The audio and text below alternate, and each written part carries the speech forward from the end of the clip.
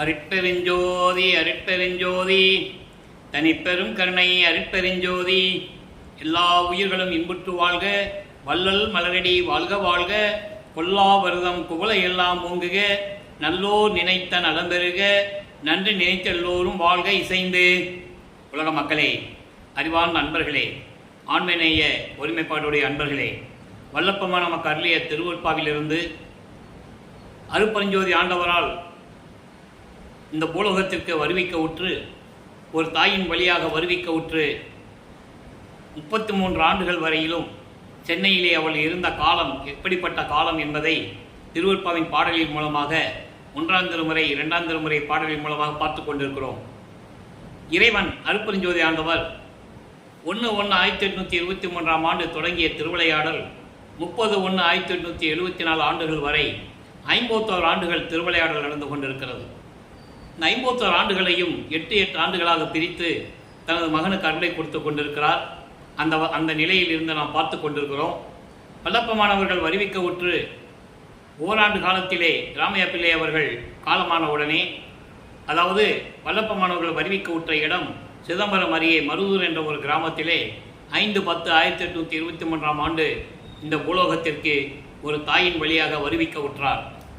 அதன் பிறகு ராமையா பிள்ளை அவர்கள் காலமான பிறகு திண்ணையம்மையார் அவர்கள் 5 குழந்தைகளையும் அளித்து கொண்டு, அதாவது வல்லப்பமானவர்கள் இறைவனால் வருவிக்க உற்றதற்கு முன்னால் அவர்களுக்கு பிறந்த குழந்தைகள் 4 பேர். அவர்கள் பிறந்தவர்கள் 2 ஆண் பிள்ளைகள் 2 பெண் பிள்ளைகள். நமது பிள்ளை பெருமானவர்களை சேர்த்து 5 குழந்தைகளையும் அந்த அம்மையார் அழைத்து கொண்டு பொன்னேரி அருகில் உள்ள சின்னக்காமனம் என்ற கிராமத்திற்கு அழைத்து சொல்லுகிறார்கள். அங்கு சில காரணங்களால் இருக்க முடியவில்லை. அதன் பிறகு சென்னையிலே குடியேறுகிறார்கள். அவர்கள் குடியேறிய பகுதி சென்னையிலே 7 கிணர் பகுதியில் இருக்கின்ற வீரசாமி தெருவிலே குடியேறுகிறார்கள். அப்போ நமது குழந்தை இறைவன் வளர்ந்து கொண்டிருக்கிறார். பள்ளியில் சேர்க்க வேண்டிய காலம் வந்துவிட்டது. பள்ளியில் சேர்க்கிறார்கள். பள்ளியிலே படிக்க முடியவில்லை, படிக்க முடியாது என்று சொல்லி வெளியே வந்து விடுகிறார். அதாவது அங்கே இறைவனுடைய திருவிளையாடல் நடக்கிறது என்றதை நீங்கள் நினச்சிக்கணும். அவர் வேணும்னு பள்ளியிடத்தில் படிக்க முடியாதுன்னு வெளியே வரல. அருட்பெருஞ்சாண்டவர் தன் மகன் எந்த பள்ளியிலும் படிக்கக்கூடாது, யாரிடையும் எந்த ஆசிரியரையும் கல்வி கற்கக்கூடாது, தனது மகன் யாரையும் குருவாக ஏற்றுக்கொள்ளக்கூடாது என்ற நிலையில் அருட்பெருஞ்சோதி ஆண்டவருடைய திருவிளையாடல் நடக்குது. அது அவருக்கு தெரியாது. அவர் குழந்தை இறைவன், அவருக்கு என்ன தெரியும்? அப்போது படிக்க முடியாதுன்னு சொன்னால் வந்த உடனே அந்த குடும்பத்தில் எவ்வளோ பிரச்சனைகள் இருக்குன்னு உங்களுக்கு தெரியும், நமக்கு தெரியும். ஒரு பிள்ளையை பள்ளிக்கூடத்தில் சேர்த்து நான் படிக்க போக முடியாதுன்னு சொன்னால் அந்த குழந்தைக்கு எவ்வளவு நெருக்கடிகள், எவ்வளவு பிரச்சனைகள் இருக்குன்னு நமக்கு தெரியும். அந்த நிலையில் நமது பிள்ளை பெருமானவர்கள் இருந்து கொண்டிருக்கிறார்கள். அதன் பிறகு 9வது ஆண்டிலே, அதாவது முதல் 8 வருவிக்க உற்ற ஆண்டிலிருந்து 8 ஆண்டுகள் வரைக்கும் எந்த நிலையும் இல்லை. 9வது ஆண்டு 2வது 8 தொடங்கும் போது, 9வது ஆண்டு தொடங்கும் போது அருட்பெருஞ்சாண்டவர் தன் மகன் முன்னால் எழுந்தருளி, மகனே கவலைப்படாதே, நீ என்னால் வருவிக்க உற்றவன். முன்னால் சில காரியங்கள் எல்லாம் இந்த பூலோகத்தில் நடக்க வேண்டியது இருக்கிறது. உனக்கு முன்பருவம் பின்பருவம் காட்டி அருள் செய்வேன் என்று கூறி மறைந்து விடுகிறார். ஞானத்தை மட்டும் தந்துவிட்டு தன் மகனுக்கு மறைந்து விடுகிறார். அதன் பிறகு நமது பிள்ளை பெருமானவர்களுக்கு ஞானம் உண்டாகிறது. பாடல் பாடுகின்ற ஆற்றலை பெற்றுக்கொள்கிறார். அதுவரைக்கும் இருந்த தெரியாத பிரபஞ்சத்தின் உண்மைகளெல்லாம் அவருக்கு தெரிய ஆரம்பிக்கிறது. அப்போ 1ஆம் திருமுறை உருவாகிறது. 1ஆம் திருமுறை 8 பதியங்கள் 712 பாடல்கள். அதிலே திருவருள் முறையீடும் வடிவுடை மாணிக்க மாலையும் நாம் ஏற்கனவே பார்த்து விட்டோம். இறைவனுடைய திருவிளையாடல் என்ற பதிவிலே நாம் 400 பதிவுகளிலே 400 வீடியோ போட்டிருக்கோம். அதற்கு மீதி இருக்கின்ற சிவனேசவென்பா பாடலில் இருந்து பாடலுடைய விளக்கங்களை நாம் பார்த்து கொண்டிருக்கிறோம். இப்போது பிள்ளை பெருமான் அவர்கள் தன் தந்தையிடமிருந்து அருளை பெற்ற பிறகு, ஞானத்தை பெற்ற பிறகு, பாடல்கள் பாடுகின்ற பாடலை ஆற்றலை பெற்ற பிறகு இந்த பாடலுடைய விளக்கங்களை நாம் பார்த்து கொண்டிருக்கிறோம். சிவனேசவென்பா மொத்தம் 100 பாடல்களை கொண்டது. இதுவரை 49 பாடலுடைய விளக்கங்களை பார்த்துருக்கிறோம். இன்று 50வது பாடல். ஒன்று நல்லா நீங்கள் கவனிக்கணும், நல்லா மனசில் வச்சுக்கணும். இப்போ பிள்ளை பெருமான் அவர்கள் 9வது ஆண்டிலிருந்து 12 ஆண்டுகளுக்குள் இருக்கும்போது 1ஆம் திருமுறை உருவானது.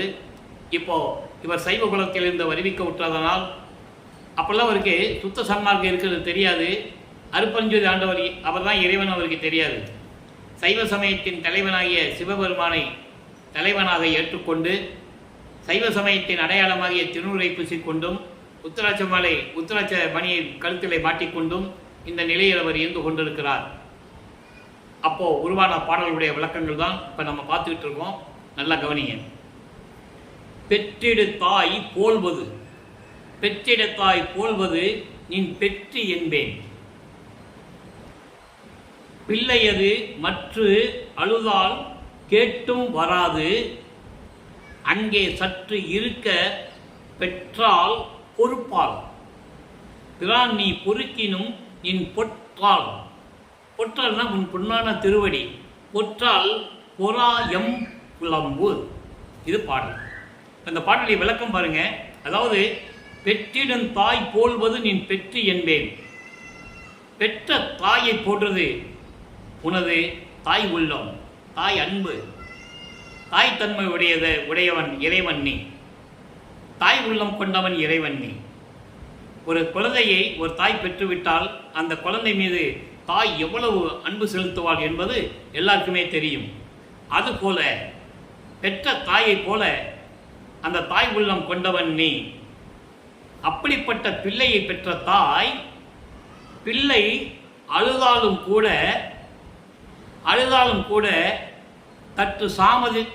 சற்று தாமதித்து, அதாவது சிறு இடைவெளி விட்டு தான் போய் குழந்தையை எடுப்பாள். ஒரு குழந்தை அழுதுகிட்டு இருக்கு, பெற்ற தாய் கூட குழந்தை அழுகும்போது குழந்தை அழுகிற சத்தம் கேட்டால் கூட கொஞ்சம் பொறுமையாக தான் போய் எடுப்பாள். ஐயோ குழந்தை அழுகுதுன்னு சொல்லி அவளுக்கு தெரிந்தால் கூட கொஞ்சம் பொறுமையாக கொஞ்சம் நிதானமாக காலம் தாமதம் விட்டு போய் எடுப்பா. ஆனால் நீ அப்படி அல்ல, நீ பொறுத்தாலும் அப்படின்னு என்ன அர்த்தம்? நான் புலம்புவதை, நான் அழுவதை, என்னுடைய அழுக்குரலை நீ கேட்டாலும் அப்புறம் பார்த்துக்கலாம் அப்படின்னு நீ நினைச்சா கூட உன்னுடைய திருவடி இருக்கே அது சும்மா இருக்காது. ஐயோ குழந்தை அழுகிறான்னு சொல்லி நீ என்னிடம் வருவாய், உன் திருவடிகள் பொறுக்காது, இது உன் திருவடிகள் பொறுக்காது. இதை விட நான் எப்படி உன்னிடம் புலம்பி அழுவது? எப்படி புலம்பி அழுவது நீ சொல்லு? சிவபெருமானிடம் கேட்கிறார். என்னை வருவிக்க செய்து விட்டாய். இப்போ வருவிக்க செய்தது அருட்பெருஞ்சோதி ஆண்டவர்னு இப்போ அவருக்கு தெரியாது. சிவபெருமான் நிலையில் இருந்து கொண்டு ஒரு சைவ சமயத்தின் தலைவன் சிவபெருமான் அவருடைய நிலையில் இருந்து கொண்டு இறைவனை ஏற்றுக்கொண்டு வழிபட்டு கொண்டிருக்கிறார். ஒரு குழந்தையை பெற்ற தாய் போல அந்த தாய் உள்ளம் கொண்டவன் நீ. அப்படிப்பட்ட தாய் கூட, ஒரு குழந்தையை பெற்ற தாய் கூட குழந்தை அழுதுச்சுன்னா கொஞ்சம் நேரம் கழிச்சு தான் போய் அந்த அழுகுறலை குழந்தையை சமாதானப்படுத்தி நிறுத்துவாள். ஆனால் நீ அப்படி அல்ல. என் அழுகுறலை கேட்டு, நான் புலம்புவதை கேட்டு நீ பொறுத்தாலும் உன்னுடைய திருவடிகள் பொறுக்காது, குழந்தை அழுகிறானே என்று சொல்லி உன் திருவடிகள் நடக்க ஆரம்பிக்கும் என்னுடைய அழுகுறலை கேட்டு. எவ்வளவு அற்புதமாக சொல்ற பாருங்க. எனது அழுகுறலை கேட்டு உன் திருவடிகள் சும்மா இருக்காது. நீ சும்மா இருந்தாலும் உன்னுடைய திருவடிகள் சும்மா இருக்காது. நான் புலம்புவதையும் நான் அழுவதையும் கேட்டு உன் திருவடிகள் என்னை நோக்கி வரும் என்று சொல்லி இந்த பாடலை அருளியிருக்கிறார்கள். ஆக இறைவனை தாய் உள்ளம் கொண்டவன் என்றும், பெற்ற தாயை விட என்னை நீ அனைவரைப்பாய் என்றும் அணைத்துக் கொள்ளுவாய் என்றும் இந்த பாடலிலே தெளிவாக நமக்கு அருளியிருக்கிறார்கள். இப்போ பிள்ளைப்பெருமானவர்கள் 9வது ஆண்டிலிருந்து 12 ஆண்டுகள் முடிந்தவுடனே 13வது ஆண்டு தொடக்கத்தில், அதாவது ஞானத்தை பெற்றுக்கொண்டார் அல்லவா, அதன் பிறகு இவர் மனம் தூண்டி விடுகிறது. திருவொற்றியூருக்கு போகலாம் வான் தூண்டி விடுகிறது. உடனே இவரும் சரி வா போகலான்னு சொல்லி மனதிடம் சொல்லுவது போல, என்னுடன் வா மனமே, திருவொற்றியூருக்கு போகலாம், அங்கே எப்படிப்பட்ட இறைவன் இருக்கிறான், நம்ம போய் வழிபட்டு அருளை பெற்றுக் கொள்ளலாம் என்று சொல்லுவது போல இந்த பாடலை நமக்கு அருளியிருக்கிறார்கள். 2ஆம் திருமுறையிலே 2ஆம் திருமுறை உருவாகிறது. 113 பாடல்கள், 1200 பாடல்கள், 113 பதியங்கள். இதுவரை அதாவது 34 பதியங்களை பார்த்துட்டோம். இன்னைக்கு 35வது பதியத்தில் தான் பாடலை பார்த்துட்டு இருக்கோம். நெஞ்சு அறை கூவல், மனதிடம் சொல்லுவது, மனம் தூண்டி விடுகிறது.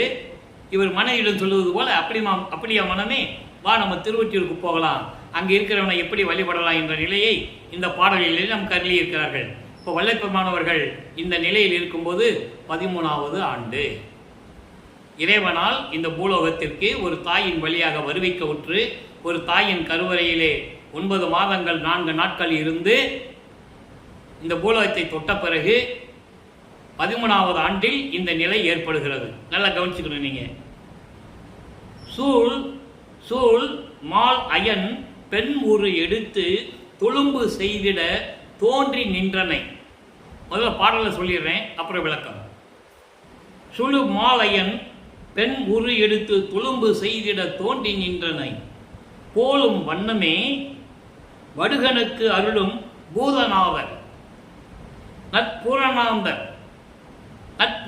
ஆனந்தர் தாழும் தன்மையோர் உயர்வுற செய்யவும் தகையர் ஒற்றியூர் தலத்தினர் அவர்தான் வாழும் கோயிலுக்கு திருவலம் இடுவோம்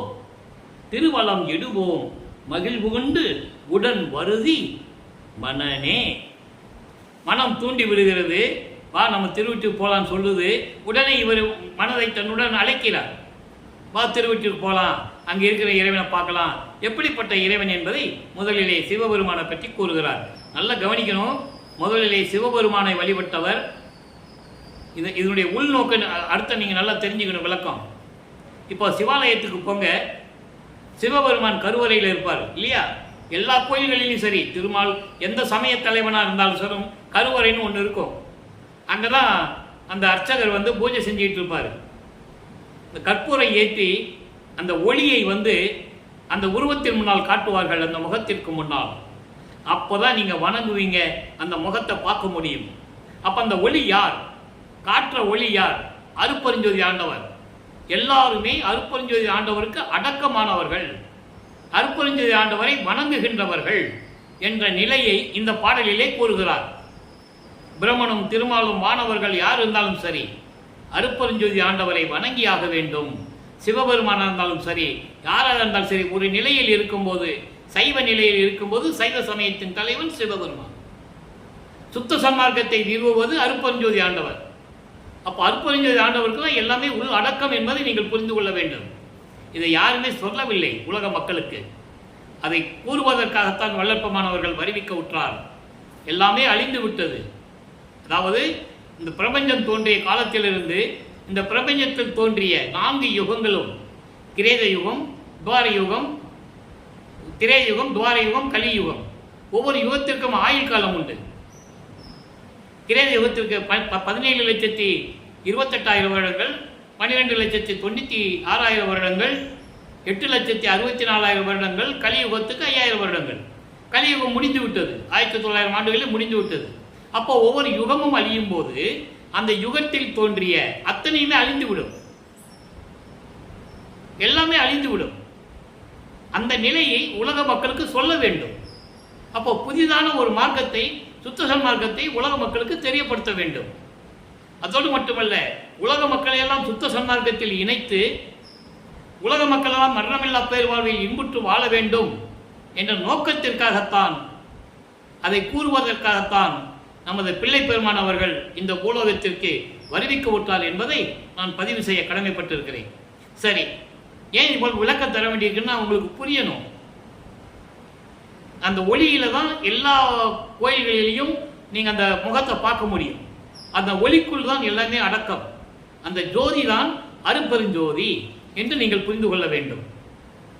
நீங்கள் போய் அந்த ஜோதியை காட்டிட்டு பரிசே நிற்பீங்க. அந்த அர்ச்சகர் வந்து காட்டிகிட்டே வருவார், தீபாரதனை சொல்லுவாங்கல்ல, காட்டிகிட்டே வருவார். நீங்கள் அந்த தீபத்தை கும்பிடுவீங்க இல்லையா? அப்போ அந்த தீபம் யார்? அருட்பெருஞ்சோதி ஆண்டவர்.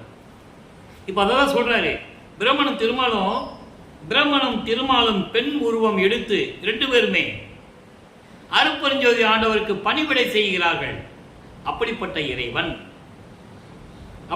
இறைவன் பெண் உரு எடுத்து தொழும்பு செய்திட, இறைவனுக்கு பணிவிடை செய்திட தோன்றிய இறைவன் எங்கே? சிவபெருமானை சொல்லுகிறார். நல்லா கவனிக்கணும். அப்போ அருட்பெருஞ்சோதி ஆண்டவர் தெரியாது.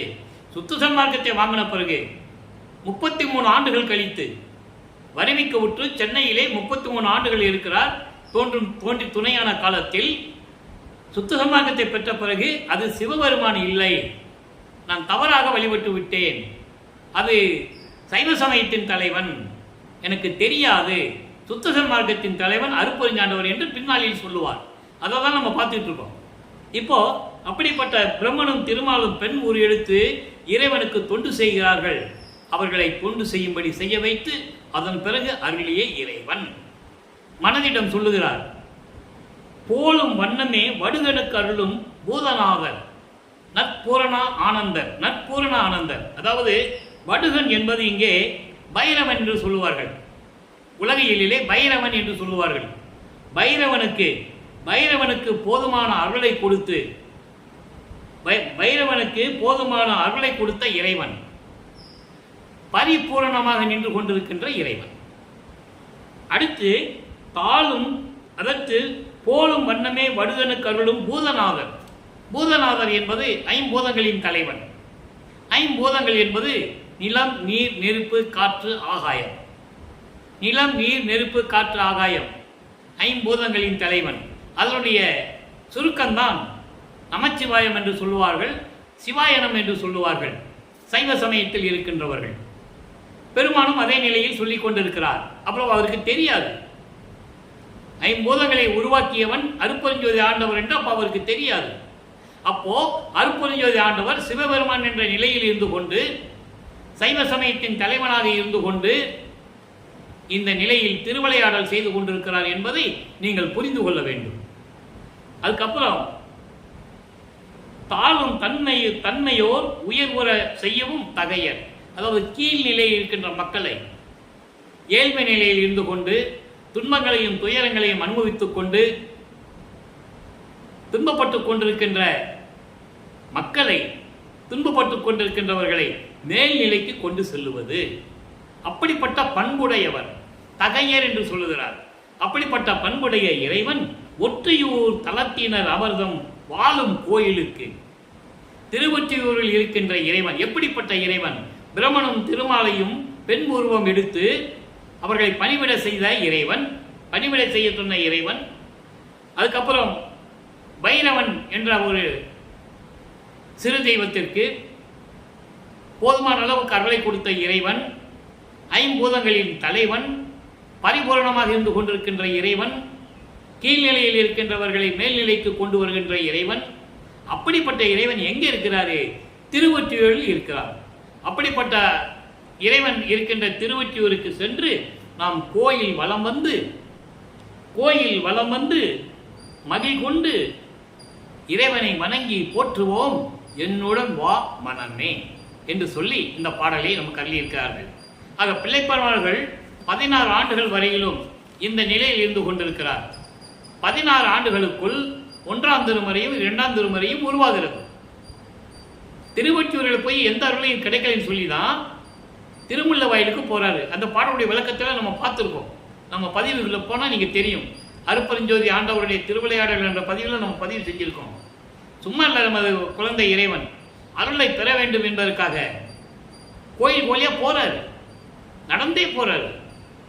மக்கள்கிட்ட யாரும் சொல்லலை. இதை நல்லா புரிஞ்சுக்கணும். நீங்க வல்லப்பமானை பற்றி சொல்லும்போது அவர் மருதூரில் பிறந்தாரு, வந்தாரு, போனாரு, சோறு போட சொன்னாரு, அப்புறம் மேட்டுக்கு போனாரு, கதவை சாத்திட்டு மறைஞ்சு போயிட்டாரு. இப்படி தானே உங்களுக்கு பொதுப்படையாக சொன்னாங்க. ஒரு அவுட்லைன் சொல்றேன், அவ்வளவுதான். ஆனால் அப்படி அல்ல. எப்படி மற்ற திருவிளையாடல்கள் இந்த பூலோகத்தில் நடந்ததோ, எப்படி திருஞான சம்பந்தனை ஆட்கொள்வதற்கு எப்படி திருவிளையாடல் நடந்ததோ, திருநாவுக்கரசரை ஆட்கொள்வதற்கு எப்படி திருவிளையாடல் நடந்ததோ, சுந்தரனுக்கு எப்படி திருவிளையாடல் நடந்ததோ, மாணிக்கவாசருக்கு எப்படி திருவிளையாடல் நடந்ததோ, மற்ற முனிவர்கள், ரிஷிகள் எப்படி எவ்வளவோ திருவிளையாடல்கள் நடந்திருக்கு. அதெல்லாம் புராணங்களிலும் காவியங்களிலும் நீங்க படிச்சாங்க, படிச்சவங்க சொன்னாங்க, தெரிஞ்சுக்கிட்டாங்க. திருவள்ளுவரை பற்றி யாரும் சொன்னதுனால வல்லப்பமனை பற்றி யாருக்கும் தெரியாது. இதான் உண்மை. அப்படி அல்ல. இவரும் 13ஆவது ஆண்டில் திருவொற்றியூருக்கு போறாரு. அங்கே அருள் வாங்க முடியல. ஒருவேளை திருமுல்லைத்தாயத்துக்கு போனால் அருளை வாங்கிடலாமான்னு சொல்லி திருமுல்லைத்தாயலுக்கு போகிறாரு. அங்கே இருக்கணும் பேர் மாசிலாமணி. மனம் உருகுவார். என்னை இந்த பூலோகத்துக்கு வருவிக்க வச்சுட்டு உன்னை தேடி வந்தா திருவொற்றியூருக்கு போனாலும் பேசுறது இல்லை, உன்னை தேடி திருமுல்லை வாயிலுக்கு வந்திருக்கேன், ஊமை மாதிரி நின்றுட்டு இருக்க, ஒரு போல பேச்சு வச்சோம், என்ன மகனே எவ்வளோ கஷ்டப்படுற, எப்படி இருக்க மகனே, நல்லா இருக்கியா அப்படின்னு ஒரு வார்த்தை கேட்குறியா, ஊமை மாதிரி நின்றுட்டு இருக்க அப்படின்லாம் கேட்பார். அந்த நிலைகளை நம்ம பார்த்துட்டோம். அதுக்கப்புறம் திருவள்ளித்தாயத்துக்கு போவார், அங்கே கந்த துணியை கட்டிகிட்டு இருப்பார். யாரை ஏமாத்த இருக்கு, நீ கந்த துணி கட்டிகிட்டு இருக்கீங்க, எனக்கு ஒரு துணியை கொடு, நான் கட்டிட்டு நிற்கிறேன், வரவங்க போகிறவங்கெல்லாம் அப்பனும் பிள்ளையும் கந்த துணி கட்டிகிட்டு இருக்காங்க, பெத்த மகனை தெருவில் விட்டுட்டான்னு ஒன்றா தான் சொல்லுவாங்க. அப்படியே சொல்லுவார், பாடல்களை நம்ம பார்த்துருக்கோம். பெற்ற மகனை தெருவில் விட்டு விட்டானே என்று சொல்லி உன் மீது பழி சொல்லும் எலி சொல்லும் வந்து விடுமே என்பதற்காகத்தான் நான் பயப்படுகிறேன். நான் துன்பப்படுவதை பற்றி எனக்கு கவலை இல்லை. என் தந்தைக்கு இந்த பெயர் வந்துவர் கூடாதே, இந்த நிலை ஏற்பட்டவர் கூடாதே என்றுதான் உன்னிடம் மன்றாடுகிறேன். விரைவில் வந்து எனக்கு அருளை கொடு என்றெல்லாம் கேட்பார். ஆக பிள்ளை பெருமான் அவர்கள் 16 ஆண்டுகள் வரையிலும் இந்த பூலோகத்திற்கு ஒரு தாயின் வழியாக அருட்பெருஞ்ஜோதி ஆண்டவரால் வருவிக்க உற்று சமயங்களுடைய நெறிகளை பின்பற்றி கொண்டு மார்க்கங்களிலும் மதங்களிலும் கூறப்பட்ட நெறிகளை பின்பற்றி கொண்டு இந்த நிலையில் இருந்து கொண்டிருக்கும் போது அவர் இல்லை, அவர் விரும்பி இருந்ததில்லை. இறைவனுடைய திருவிளையாடல் நடக்கு, அதை நீங்க புரிஞ்சுக்கணும். தன் மகனை இப்படிதான் இருக்க வைக்கணும்னு திருவிளையாடல் நடக்குது. இப்படியெல்லாம் இருக்கின்ற நிலை 16 ஆண்டுகள் வரைக்கும் நமது பிள்ளை பெருமான் அவர்கள் இந்த நிலையில் இருந்து கொண்டிருக்கிறார்கள். அதன் பிறகு மாற்றத்தை சொல்ல வேண்டும். மாற்றம் 33 ஆண்டுகள் கழிச்சு தான் கிடைக்குது. 33 ஆண்டுகள் வரைக்கும் சென்னையில் தான் இருக்கிறார். அப்போ மாற்றம் கிடைத்த பிறகு இறைவனுடைய நிலை என்ன? இங்கே இறைவனை குறிப்பிடும் போது தலையிலே கங்கை சூடியவன், பிறை சந்தனை சூடியவன், பின்னிய சடையை உடையவன், கழுத்திலே பாம்பை அணிந்து கொண்டவன், கையிலே சூலாயுதம் கொண்டவன், இப்படியெல்லாம் சொல்லுவார். அப்போ அப்படிதான் சொல்ல முடியும். சைவ சமய தலைவன் இப்படிதான் இருக்காங்கன்னு உருவகப்படுத்தி ஆண்டாள் காலகாலமாக பல ஆண்டுகளாக பல யுகங்களாக பேசிக் கொண்டிருக்கிறார்கள். ஆனால் சுத்தசன்மார்க்கத்தை பெற்ற பிறகு தன் தந்தையிடம் தன் தந்தை எப்படிப்பட்டவர், அருட்பெருஞ்ஞானவர் எப்படிப்பட்டவர், அவர்கள் எப்படி அருளை பெற்றுக்கொண்டேன், அந்த நிலையை உலக மக்களுக்கு சொல்லணும். அப்போ சைவ நிலையிலிருந்து வெளியே வந்துடுறார், சுத்த சன்மார்க்க நிலைக்கு வந்துடுறார். அதை தான் நம்ம பார்த்துட்டு இருக்கோம்.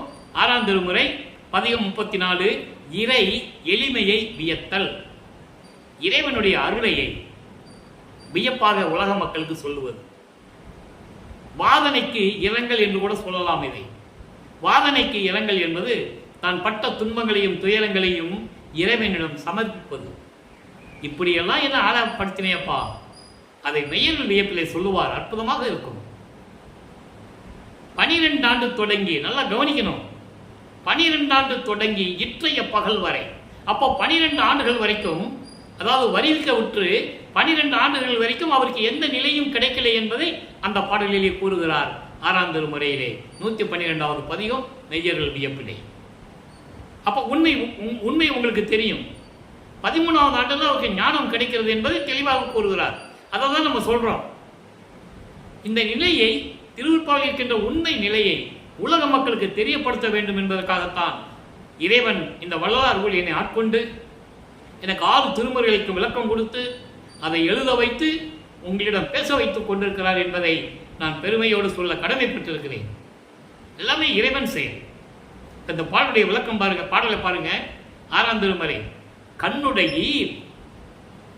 கண்ணுடையீர் பெரும் கருணை கடல் உடையீர், எனது கணக்கறிந்தீர் வழக்கறிந்தீர், கழித்து வந்து அன்று உரைத்தீர். அன்றலை அங்க நடந்தத, சென்னையிலே இருக்கும்போது நடந்தத இந்த பாடலிலே கூறுகிறார். அதன் பிறகு சொல்ற பாருங்க, என்னுடையார் எழுத்துடையார் எல்லாரும் போற்ற என் இதயமலர் மீசை நின்று எழுந்தருளி வாம பெண்ணுடைய மனம் கழிக்க பேருலகம் கழிக்க பெத்தரும் சித்தரும், அதாவது பெத்தர் என்பது சித்தர், பெத்தரும் முத்தரும் மகிழ பத்தரெல்லாம் பரவ. 3 லைன்ல கொண்டு வர, பெத்தர் முத்தர், அதாவது சித்தர். சித்தர்கள் எல்லாம் மலங்கள் சூழ்ந்தவர்கள். நல்லா கவனிக்கணும். மலங்கள் என்பது ஆணவம், கண்மம், மாயை, மாமாயை, துரோதை போன்ற 5 மலங்களை சூழ்ந்தவர்கள் சித்தர்கள். அதே போல முத்தர்கள், சித்தர்களுக்கு கோபம் இருக்கும், ஆணவம் இருக்கும், காமம் இருக்கும். நல்லா புரிஞ்சுக்கணும் நீங்க. மாயைகள் இருக்கும். இதெல்லாமே சித்தர்கள். முத்தர்கள் அதன் பிறகு இவர்களெல்லாம் மகிழ பத்தரெல்லாம் பரவ, நான் விளக்கம் சொல்றேன், பத்தரெல்லாம் பரவ விண்ணுடைய அருட்ஜோதி விளையாடல் புரிய வேண்டும் என்றேன் என்பதன் முன் விரைந்து இசைந்தீர் அதற்கே. அப்போ நல்லா சொல்ற, கண்ணுடையீர் என்பது இங்கே பிரபஞ்சம் முழுவதும் தன் அருள்கண் பார்வையால் பிரபஞ்சத்தை இயக்கிக் கொண்டிருக்கின்றவர். இது விளக்கம். சில பேர் சொல்லுவாங்க கண்ணுடையர்னு முக்கண் உடையீர் என்றெல்லாம் சொல்லுவார்கள். அது அவங்களுடைய அறிவிற்கு கிடைத்த விளக்கம். முக்கண் உடையீர் என்பது அங்கே சமயத்தை சேர்ந்தவர்கள் அங்கே சிவபெருமானை சொல்லுவது. இங்கே கண்ணுடையீர் என்பது பிரபஞ்சம் முழுவதும் தன் அருள் கண்ணால் கடைக்கண் பார்வையால் இயக்கிக் கொண்டிருக்கின்ற இறைவன், பெருங்கருணையின் கடல், கருணையின் கடல், கடல் போன்று கருணை உள்ளம் கொண்ட இறைவன். அப்படிப்பட்ட இறைவனே எனது கணக்கறிந்தீர் வழக்கறிந்தீர். கணக்கறிந்தீர் வழக்கறிந்தீர் என்பது என்னுடைய வாழ்க்கையிலே, அதாவது வாழ்க்கை என்பது இங்கே வருவிக்க உற்றதிலிருந்து என்னுடைய நிலைகளை எல்லாம் நீங்கள் அறிந்தீர்கள். கணக்கு வழக்கு இல்லையாப்பா அப்படின்லாம் சொல்லுவாங்கல்ல, அந்த நிலைகள் என்னுடைய நிலைகளை எல்லாம் அறிந்து மகிழ்ந்து என் முன் எழுந்தருளி அன்று உரைத்தீர். என்று உரைத்தீர், என்ன உரைத்தார்? நீ என் மகனே, நீ என் மகன், என்னால் நீ வருவிக்க உற்றவன். எப்போ சொன்னாரு? 9வது ஆண்டிலே. 8 ஆண்டுகள் வரைக்கும் அவர் யாருன்னு தெரியாது. 9வது ஆண்டில் வந்து சொல்றாரு நீ என் மகன் சொன்ன பிறகு இவர் இறைவனுடைய மகன் என்று அவருக்கு தெரியும். ஆனால் வெளியில சொல்ல முடியாது, சொல்லவும் கூடாது. அது தெய்வ ரகசியங்கள். சொல்லக்கூடாதுன்னு சொல்லி தான் விண்ணுலகத்திலிருந்து பூலோகத்துக்கு வராரு. பாட்டில் இருக்கு. என் வழக்கு உரைத்ததற்கு இரு நிலத்து போல் வேடங்கட்டி இருத்திக்கொள்ளோ அப்படின்னு சொல்லுவார் ஒரு பாடல்ல. மகன் கிட்ட சொல்லுவார், மகனே உன்னை பூலோகத்துக்கு அனுப்ப போறேன், நீ யார் என்ற விஷயம் யாருக்கும் தெரியக்கூடாது. இரு நிலத்து போல் வேடங்கட்டி இருத்திக்கொள்ளும். இரு நிலம் என்பது விண்ணுலகத்துக்கு மண்ணுலகத்துக்கு நீ வேஷம் மட்டும்தான் போடணும், வெளியே யார்ட்டையும் சொல்லிடக்கூடாது. அந்த நிலையை தான் இங்கே வருவிக்க விட்டவர். அதை சொல்றாரே, எனது கணக்கறிந்தீர் வழக்கறிந்தீர் கழித்து வந்து அன்று உடையீர். ஐயோ மகனை 9 ஆண்டுகள் ஆயிடுச்சே, மகனை போல ஆட்கொள்ளணுமேன்னு சொல்லி மகிழ்ந்து என் முன் எழுந்தருளி, மகனே நீ என்னுடைய மகன், என் குலத்தின் தலைமகனடா என்று சொல்லி எனக்கு சொன்னீர். அப்போதான் அவருக்கு தெரியும் இறைவனுடைய மகன்னு தெரியும். இதை ஏன் இந்த பாடல் எடுத்து உங்களுக்கு சொல்றோம்னா, ஒரு 2ஆம் திருமுறைக்கு பார்க்கின்ற பாடல்களுக்கும் இந்த 6ஆம் திருமுறை பாடல்களுக்கும் தொடர்பு உண்டு. ஒவ்வொரு ஆண்டுகளிலும் எப்படி இறைவன் அருள் கிடைத்தது, எப்படி இறைவனுடைய திருவிளையாடல் நடந்தது என்பதை கூறுகிறார். அதுக்கு சொல்றார் பாருங்க, என்னுடையார் எழுத்துடையார். என்னுடையார் என்பது தேவர்கள், எழுத்துடையார் என்பது மண்ணுலகத்தில் இருக்கின்றவர்கள். அவர்கள் எல்லாம் போற்ற, அதாவது விண்ணவர்கள் போற்ற, மண்ணுலகில் தோன்றிய ரிஷிகளும் முனிவர்களும் புலவர்களும் போற்ற, எல்லாரும் போற்ற என் இதய மலர் மிசை நின்று எழுந்தருளி. இதய மலர் மிசை என்பது இதயம், உள்ளம். என் உள்ளத்திலே நின்று எழுந்தருளி வாம பெண்ணுடைய மனம் கழிக்க பேர் உலகம் கழிக்க. வாம பெண்ணுடைய மனம் கழிக்க என்பது எனது தாய் சிவகாமி வள்ளி. இங்கே இவரை குறிப்பிடும்போது, அருட்பெருஞ்சாண்டவர் குறிப்பிடும்போது சிவகாமி வள்ளி என்று கூறுவார். நல்லா புரிஞ்சுக்கணும். சிவபெருமானை குறிப்பிடும்போது உமையாள் என்று சொல்லுவார், பார்வதி என்று சொல்லுவார், பல பெயர்களை சொல்லுவார். ஆனால் அருட்பெருஞ்ஜோதி ஆண்டவர் வந்த பிறகு சிவகாமி வள்ளி மட்டும்தான் சொல்லுவார். அப்போ சிவகாமி வள்ளி மனம் கழிக்க, மனம் சந்தோஷப்படும்படியும் இந்த பேர் உலகங்கள் எல்லாம் சந்தோஷப்படப்படியும் பெத்தரும் சித்தரும் முத்தர்களும் சித்தர்களும் மகிழ பத்தரெல்லாம் பரவ. முத்தரும் சித்தரும் என்பது அங்கே சமயங்கள் நிலையை சார்ந்தவர்கள். இங்கே பத்தரெல்லாம் பறவை என்பது சுத்த சன்மார்க்கத்தை சேர்ந்த அன்பர்கள். அருட்பெருஞ்சாண்டவர்கள் வரும்போது சுத்த சன்மார்க்கத்தை சேர்ந்த அன்பர்கள். இங்க முத்தரும் சித்தரும் வரமாட்டாங்க, முனிகளும் ரிஷிகளும் வரமாட்டாங்க. சுத்த சன்மார்க்கத்தை சேர்ந்த சாதுக்கள், சாதகர்கள், சுத்த சன்மார்க்கத்தை சேர்ந்த சம்சாரிகள், சுத்த சன்மார்க்கத்தை சேர்ந்த அன்பர்கள், கொலையும் புலையும் தவிர்த்தவர்கள். அந்த நிலைக்கு வந்துடும் சுத்த சன்மார்க்கம் வரும்போது. இவர்கள் எல்லாம் போற்ற, இப்படியெல்லாம் இருக்கின்ற இறைவா விண்ணுடைய அருள் ஜோதி விளையாடல் புரிய. விண்ணுடைய அருள் ஜோதி சுத்த சிவஞான வெளியில் இருக்கின்ற சத்தியஞான சபையில் இருக்கின்ற அருட்பெருஞ்சோதி ஆண்டவரே, உங்களுடைய திருவிளையாடல் புரிய வர வேண்டும் என்று நான் சொல்லுவதற்கு முன்னாலேயே விரைந்து விரும்பி வந்து நீங்கள் திருவிளையாடல் செய்து கொண்டிருக்கிறீர்கள் என்று கூறுகிறார். இறைவனுடைய திருவிளையாடலை சொல்லுகிறார். என்னை ஒரு தாயின் கருவறையிலே பூலோகத்திலே இருக்க வைத்து, அதன் பிறகு இந்த மண்ணுலகிற்கு வர வைத்து, சிதம்பரத்திலே எனக்கு சிதம்பர ரகசியத்தை காட்டி, அதன் பிறகு 33 ஆண்டுகள் சென்னையிலே என்னை சமயங்களிலும் மார்க்கங்களிலும் மதங்களிலும் சொல்லப்பட்ட நெறிமுறைகளை பின்பற்ற செய்து, அதன் பிறகு மகனே இதெல்லாம் தேவையில்லை என்று சொல்லிவிடு என்று என்னை சொல்ல வைத்து, அதன் பிறகு என்னை ஆட்கொண்டு சுத்த சன்மார்க்கத்தை கொடுத்து, ஏம சித்தியை கொடுத்து, தத்துவங்களை கடக்கக்கூடிய எல்லா ஆற்றலையும் கொடுத்து, அண்டங்களுக்கு செல்லக்கூடிய எல்லா சக்திகளையும், பறந்து செல்லக்கூடிய எல்லா சக்திகளையும் கொடுத்து, அதன் பிறகு சுத்த சிவஞான வழியிலே எனக்கு சுத்த சன்மார்க்கத்தை கொடுத்து, அங்கேயே எனக்கு சாகா கல்வியை கற்றுக் கொடுத்து, மீண்டும் பூலோகத்திற்கு அனுப்பி கருமொழியிலே எனக்கு 9 ஆண்டுகள் இருப்பிடமாக இருக்க வைத்து, அதன் பிறகு தர்மசாலைக்கு என்னை அழைத்து வந்து தர்மசாலையை நிறுவ வைத்து, அணையாடுப்பை பூட்டி சமையல் அதாவது உணவை சமைத்து பசியாற்ற வைத்து, அதன் பிறகு என்னை மேட்டுக்குப்பம் அழைத்து சென்று அங்கே இருக்க வைத்து, ஞானசரிய விளக்கத்தை கொடுக்க வைத்து, அருட்பெருஞ்சோதி அகவலை ஏற்ற வைத்து எழுத வைத்து, அதன் பிறகு சுத்த சன்மார்க்க கொடியை ஏற்ற வைத்து பேருபதேசம் செய்ய வைத்து, இவ்வளவும் செய்த திருவிளையாடல் நீ அல்லவா? அதை குறிப்பிடுகிறார். இவ்வளவு நிலைகளையும் இந்த பாடலிலே விளக்கம் இருக்கிறது நண்பர்களே. அப்போ இப்படியெல்லாம் செய்து நீ திருவிளையாடல் புரிய வேண்டும் மறுபடியும் நீ என்று நான் சொல்லுவதற்கு முன்னாலேயே விரைந்து வந்து பூலோகத்திற்கு இங்கே வந்து விட்டாய். மகன் கூப்பிட்டவுடனே அவர் வந்துடுவார், எந்த விதமான மாற்றம் கிடையாது. அந்த நிலையில் இருந்து கொண்டு இந்த பாடலம் கருளி இருக்கிறார்கள். அதோடு மட்டுமல்ல, பூலோகத்துக்கு வந்தாரா, வந்து திருவிளையாடல் செய்யணும்னு நீ வர சொன்னாரா, அவரும் வந்துட்டாரா. இப்போ என்ன நடக்குது? அருட்பெருஞ்சாண்டவர் திருவிளையாடல் எப்படி நடந்தது மகனிடம், மகனுக்கு எப்படி நிலையை கொடுத்தார். பதிகம் 65 அடைக்கலம் புகுதல் என்ற பதிகத்திலே இன்னைக்கு 10வது பாடல். அருமையான பாடல். யாருக்குமே இந்த பாடலுடைய விளக்கம் மக்களிடம் சொன்னதில்லை, யாருக்கும் சொன்னதில்லை. என்ன நடக்கிறது பாருங்க. பிச்சங்கவரி நிலைக்கு அசைத்திட மால் யானை பிடரின் மேல் நித்தம் பவனி வருகின்ற நிபுணர்கள் எல்லாம் பொழுது ஏத்த எச்சம் புரிவோர் போற்ற என்னை ஏற்றா நிலைமையை ஏற்றி வைத்து என் அச்சம் தவிர்த்து ஆண்டு கொண்டாய் நான் உண்டன் அடைக்கலமே. பாடல். பிச்சங்கவரி நிலற்றி அசைத்திட மால் யானை பிடரின் மேல் நித்தம் பவனி வருகின்ற நிபுணர்கள் எல்லாம் பொழுது ஏத்த. இதுக்கு மட்டும் விளக்கம், அதுக்கப்புறம் பின்னால இதெல்லாம் ஒரே வரி.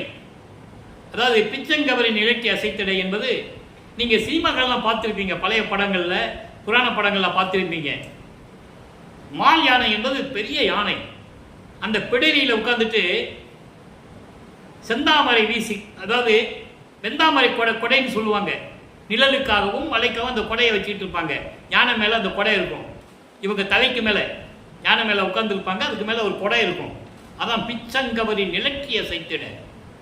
அந்த வெந்தாமரை கொடை அசைந்தாட யானை, பெரிய யானை மேலே பிடரி மேலே உட்கார்ந்துக்கிட்டு அந்த செந்தாமரை கொடை அசைந்து ஆட, தினமும் பவனி வருகின்ற நிபுணர் எல்லாம், நித்தமும் பவனி வருகின்ற தேவர்கள் எல்லாம், விண்ணுலகத்தை சேர்ந்த தேவர்கள் எல்லாம் என்னை தொழுது ஏத்த. அருமையா சொல்றார், என்னை எல்லாரும் வணங்கும்படி, என்னை எல்லாம் போற்றி வணங்கும்படி செய்து எச்சம் புரிவோர். மிச்சம் இருக்கிறாங்கல்ல சில்லறைங்கள்லாம், சில்லற ஆளுங்க, அதாவது மிச்சம் இருக்கிற ஆளுங்க யாரு? சித்தர்கள், முத்தர்கள், முனிவர்கள், ரிஷிகள். அவங்கள யானை பிடரின் மேலே வரமாட்டாங்க. புரியுது உங்களுக்கு? அவங்களெல்லாம் என்னை போற்ற. ஆக விண்ணுலகத்தில் சேர்ந்த தேவர்கள், பிரம்மன், திருமால், ருத்திரன், மகேஸ்வரன், சதாசிவம் உட்பட இந்திரன் உட்பட, நாகாதிபதிகள் உட்பட, தேவர் கூட்டத்தை சேர்ந்த 18 கூட்ட தலைவர்கள் உட்பட எல்லாருமே என்னை வணங்குகிறார்கள். மிச்சம் இருக்கின்ற முனிவர்களும் ரிஷிகளும் முத்தர்களும் சித்தர்களும் என்னை வணங்குகிறார்கள். இந்த நிலை யாரும் அடைய முடியாத நிலை. ஏற்றா நிலை மேல் என்னை ஏற்றுவித்து யாரும் அடைய முடியாத நிலையை என்னை கொண்டு வந்து நிறுத்தி, என்ன நிலை அது? ஞானத்தில் ஞானம், ஞான சரியை, ஞான கிரியை, ஞானத்தில் யோகம், ஞானத்தில் ஞானம். ஞானத்தில் ஞானம்தான் கடவுள் நிலை அறிந்து அம்மையமாகக்கூடிய நிலை. அந்த நிலை என்ன நிலை? கடவுள் நிலை. அருப்பஞ்சாண்டவர் கடவுள், அவருடைய மகன் கடவுள். ஆனால் ஒரே கடவுள், அவ்வளவுதான். அருப்பஞ்சாண்டவருக்கு என்ன அருளாற்றல் இருக்கோ அப்படியே நமது வல்லப்பமானுக்கு உண்டு. புரிஞ்சுக்கணும் நீங்க. அப்படிப்பட்ட அருளாற்றல்கள் என்னையும் கொடுத்து ஏறா நிலைமிசை ஏற்றி வைத்து எனது அச்சம் தவிர்த்து. ஏன் அச்சம் தவிர்த்துன்னு சொன்னாரு? அவர் எதுக்கு பயப்படணும்? இறைவன், இறைவனுடைய மகன், அந்த பயம் ஏன் என்ன அச்சம் நீக்கின்னு சொன்னாரு? அதை புரிஞ்சுக்கணும். அதுக்கு தனியாக விளக்க நான் ஏற்கனவே ஒரு வீடியோவே போட்டிருக்கேன். அச்சம் தவிர்த்து என்பது, உதாரணமாக உலகியலிலே ஒரு பெரிய கம்பெனி இருக்குது. ஒரு சாதாரண மேனேஜர் இருக்கிறார். அவருக்கு எத்தனையோ ஆயிரம் தொழிலாளர்கள் வேலை செய்கிறாங்க. திடீர்னு அவரை கூட்டு வந்து ஜிஎம் உட்கார வச்சிடுறாங்க.